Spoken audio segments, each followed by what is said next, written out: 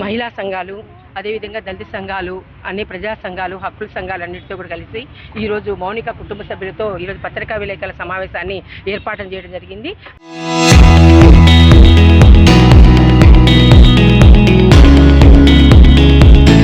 ప్రధానంగా ఈరోజు మేము డిమాండ్ చేస్తుంది జ్యుడిషియల్ ఎంక్వైరీ జరపాలని.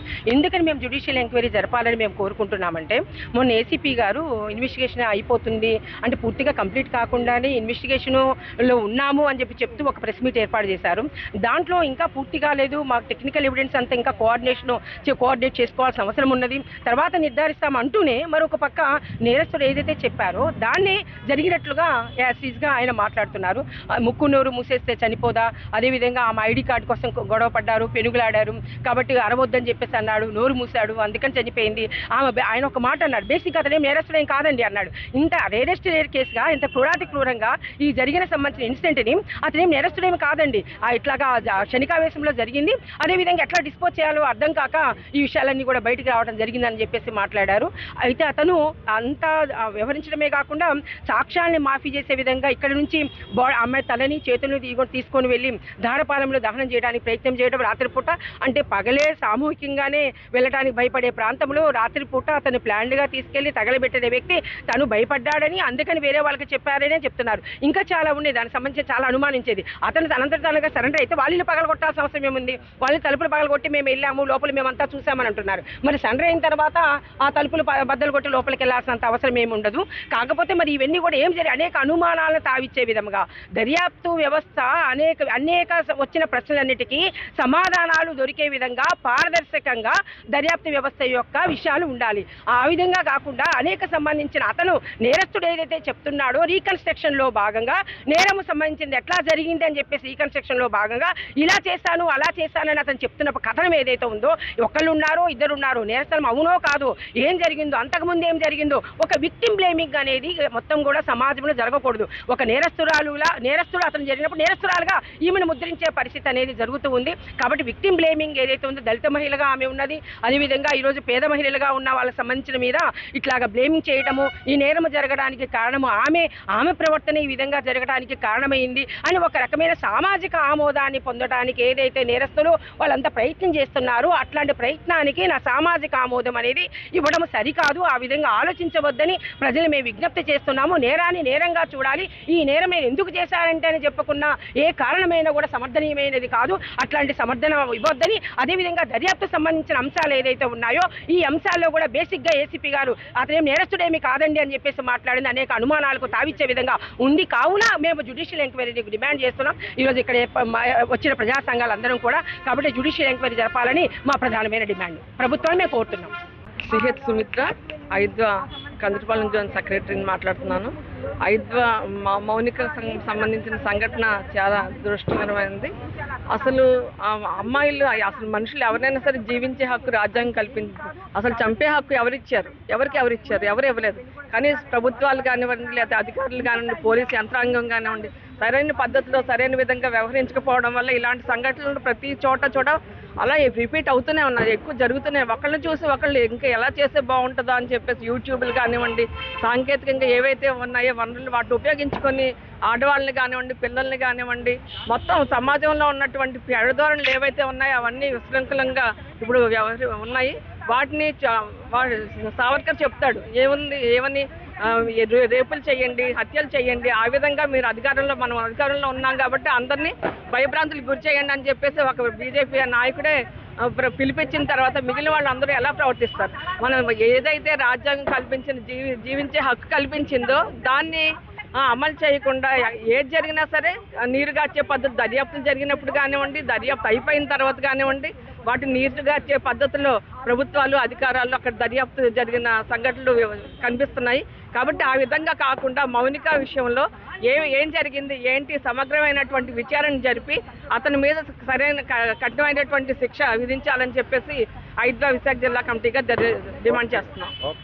అనిత గారు లలిత చైతన్య మహిళా సంఘం, కానీ ఒక మన ఆంధ్రప్రదేశ్ మహిళా హోమ్ మినిస్టర్ ఆవిడ ఒక దళిత్, ఇక్కడ దళిత్ మౌనిక అంటే అసలు ఆవిడికి మహిళల పట్ల కానీ వెంటనే ఎలాగా చేయాలి, ఆవిడ ఏ రకమైన ఎంక్వైరీ చేయాలి అనేది కూడా ఆవిడ సీరియస్గా తీసుకోలేదు దీని మీద. ఎందుకంటే వాడు చేశాడు, వాడు దోషి అని చెప్పేస్తున్నారు పోలీసులే, అన్నీ చెప్పేస్తున్నారు. వాడు ఒప్పించుకున్నాడు, నేరాన్ని వాడు ఒప్పించుకున్నాడు. కానీ ఆ నేరంలో ఎవరు ఉన్నారు, ఏంటి పాత్రదారులు అనే దాన్ని ఎక్కడ తీసుకురాలేదు బయటికి. ఎందుకంటే పోలీసులే దానికి ఎట్లా చెప్తున్నారంటే కన్ఫ్యూషన్ వాళ్ళే చెప్పేస్తున్నారు. వీడు ఒప్పించుకున్నాడు, అందువల్ల మేము దీనికి విచారించడానికి ముందుకు ఒక అడుగు కూడా వేయక్కర్లేదు.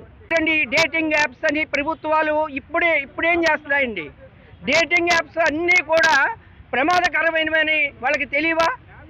ఎన్ని యాప్స్ ఉన్నాయో తెలియటం లేదా ప్రభుత్వానికి? ఒకవేళ ఆడవాళ్ళ పొరపాటున డేటింగ్ యాప్లో ఉంటే వీళ్ళకి క్యారెక్టర్ సరిగ్గా లేదు, ఈ డేటింగ్ యాప్ల వల్ల వీళ్ళు చాలా దారుణంగా మహిళలు ప్రవర్తిస్తున్నారు అని పత్రికల్లో వచ్చేస్తున్నాయి, మీడియాలో వస్తున్నాయి. అంటే ఒక స్నేహం అనే చేయడానికి కూడా ఒక మహిళని కించపరిచే విధంగా తయారు చేస్తున్నది ఈ వ్యవస్థ.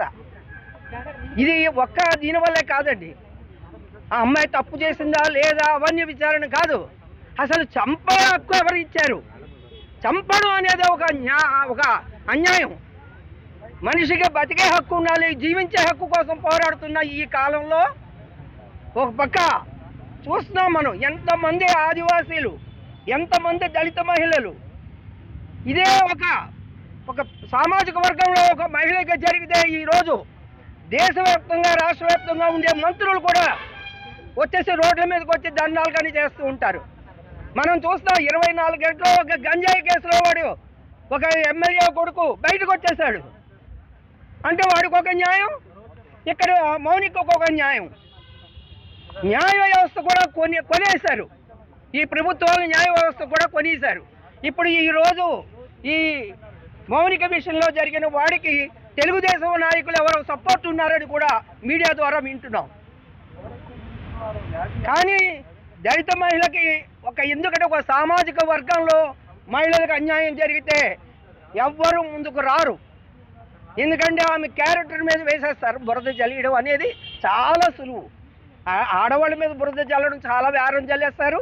అందులో సామాజిక వర్గం మహిళల మీద ఇంకా డబ్బుల కోసమో వాళ్ళు డబ్బుల కోసమే చేస్తున్నారు అనేసి ఒక ముద్ర వేయడం అనేది జరుగుతున్నది. వీటిని మేము చాలా తీవ్రంగా ఖండిస్తున్నాం.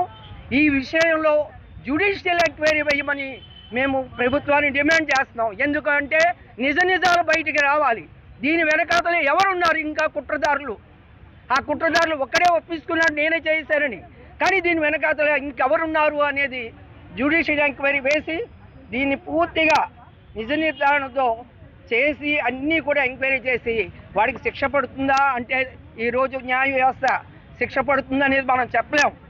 ఏ రకంగానైనా బయటికి న్యాయ వ్యవస్థలో ఉండే లొసుగులను ఉపయోగించుకుని బయటికి రావడానికి చాలా మార్గాలు ఉన్నాయి. దీనికి పేరు మోసిన లాయర్లు కూడా ముందుకు వచ్చి వాదిస్తారు.